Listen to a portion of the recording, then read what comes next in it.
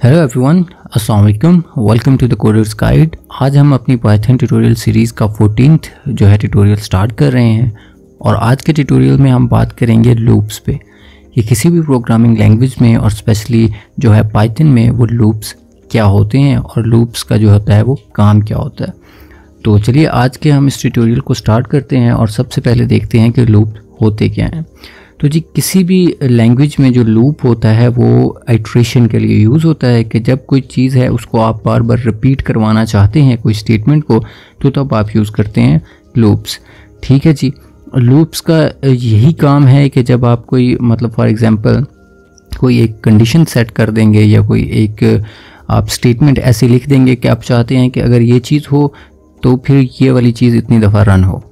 ठीक हो गया, तो फिर आप लूप्स यूज़ करते हैं और वो लूप पाइथन में आप जो है वो किसी ऑब्जेक्ट पे जैसे कि लिस्ट हो गया, सेट हो गया, टपल हो गया या फिर कोई और आपके पास वेरिएबल है, तो इस तरह जो है आप लूप्स को यूज़ कर सकते हैं पाइथन में। पाइथन में जो हमारे पास लूप्स हैं वो दो किस्म के हैं, एक फॉर लूप है और एक वाइल लूप है।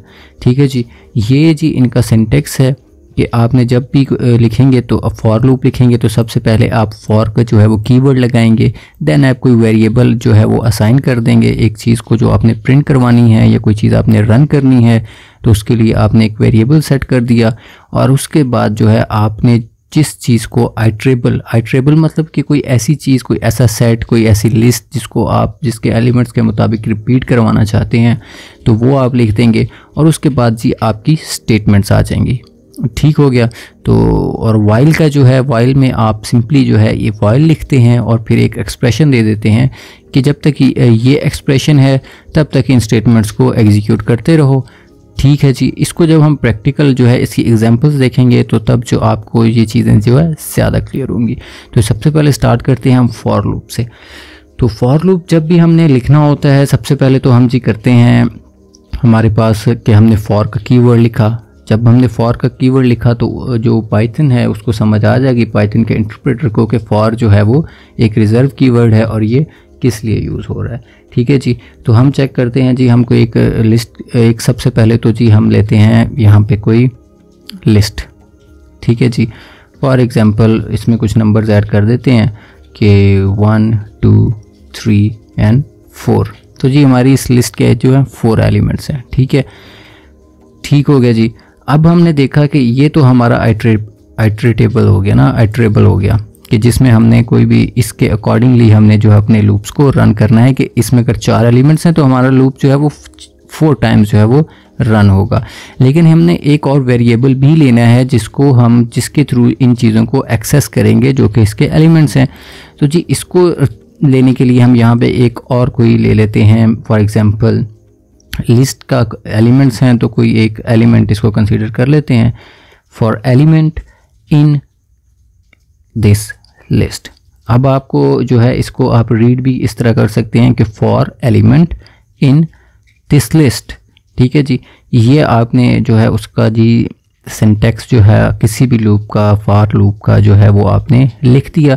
तो अब आप इंटर करेंगे तो वैसे ही वो इतनी स्पेस पीछे इंडेंट करके तो आपको अगली लाइन पे भेजेगा जहाँ पे आप अपनी कोई भी स्टेटमेंट जो है वो एग्जीक्यूट कर सकते हैं। फॉर एग्जांपल कि मैं चाहता हूँ कि जी ये वाली जो चीज़ें हैं, लिस्ट आइटम्स हैं, तो वो प्रिंट करे, तो मैं यहाँ पे लिख दूँगा प्रिंट और अंदर उसके मैं जो वैल्यू दूँगा वो दे दूँगा एलिमेंट की। ठीक है जी, तो इसको रन करके देखते हैं, ये हमारे पास जी 1 2 3 4 आ गया।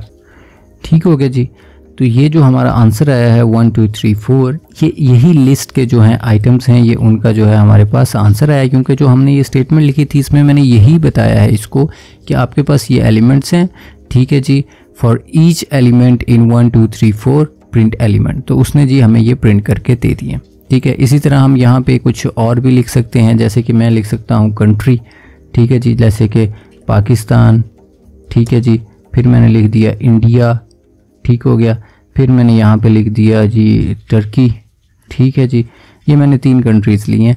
अब इस एलिमेंट को मैं एलिमेंट भी रहने दे सकता हूँ क्योंकि ये एक जो है वो क्या कहते हैं लिस्ट है जी कंट्रीज़ की, लेकिन मैं चाहता हूँ कि मैं मोर स्पेसिफिकली जो है कोई और रीड करे तो उसको भी समझ आए और मैं इसको मोर मीनिंगफुल नेम दूँ, तो मैं इसमें लिख दूँगा country. For each country in this list print country. तो मैं ये करूँगा तो मेरा जो लूप है वो इतनी दफ़ा रन होगा, जितने इसमें एलिमेंट्स हैं उतनी दफ़ा रन होगा और वो कंट्रीज़ को प्रिंट करवाता जाएगा। ये है जी हमारे पास फॉर लूप। ठीक हो गया जी। इसमें आप लिस्ट भी ले सकते हैं, इसमें आप टुपल्स भी ले सकते हैं। टुपल्स का आपको पता है कि उसमें जो हम ये वाला जो है जी ब्रैकेट्स यूज़ करते हैं, तो ये वाले लिख के आप जी इसको रन करें तो फिर भी हमारा सेम रिज़ल्ट आएगा, क्योंकि हम वो एलिमेंट्स को ही जो है वो प्रिंट करवा रहे हैं अपने इस कोड में, अपने इस लूप में। तो ये होता है हमारा फॉर लूप, जिसमें हम कोई भी वैल्यू है उसको, जो भी हमारे एलिमेंट्स हैं किसी भी लिस्ट के, सेट के, ट्यूपल के, उसके अकॉर्डिंगली जो है चीज़ों को प्रिंट करवाते हैं, बार बार आइट्रेट करवाते हैं किसी भी सेट को, लिस्ट को, ताकि हम उसकी हर एक आइटम को गेट कर सकें। एक और लूप जी रन करते हैं, यहीं पे एक और फॉर लूप लिखते हैं ताकि आपको एक और चीज़ भी क्लियर हो जाए। फॉर आई इन रेंज 10, ठीक है जी, और इसके नीचे कर देते हैं प्रिंट आई।